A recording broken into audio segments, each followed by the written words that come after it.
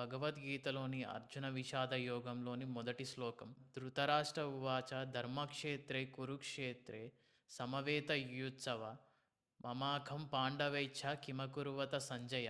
ఈ శ్లోకం యొక్క భావం, ధృతరాష్ట్రుడు సంజయుడితో ఇలా అంటున్నాడు: కురుక్షేత్ర యుద్ధ భూమిలో సమావేశమైన పాండవులు మరియు కౌరవులు ఏం చేస్తున్నారని అడుగుతున్నాడు.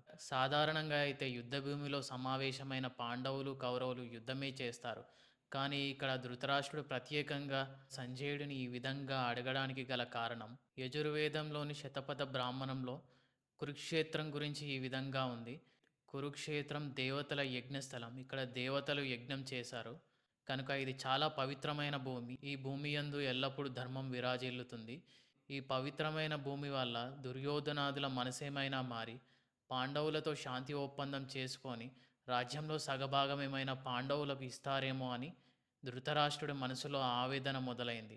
పాండవులు స్వతహాగా ధర్మాత్ములు కాబట్టి ఈ పుణ్యభూమి ఎక్కడ వారికి అనుకూలిస్తుందో అన్న స్వార్థపు ఆలోచనలు ధృతరాష్ట్రుడి మాటల్లో కనిపిస్తున్నాయి. ఇక్కడ మమాకం అంటే నా వాళ్ళు, నా కుమారులు కౌరవులు అని అర్థం. పాండవైచ్ఛ అంటే పాండవులు.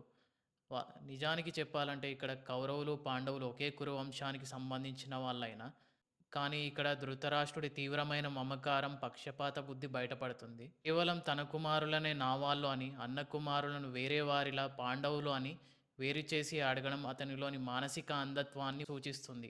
కుటుంబం పట్ల విపరీతమైన వ్యామోహం ఉంటే మనిషి తన ధర్మాన్ని ఎలా మర్చిపోతాడో ఈ శ్లోకంలో ధృతరాష్ట్రుడి మాటలే నిదర్శనం.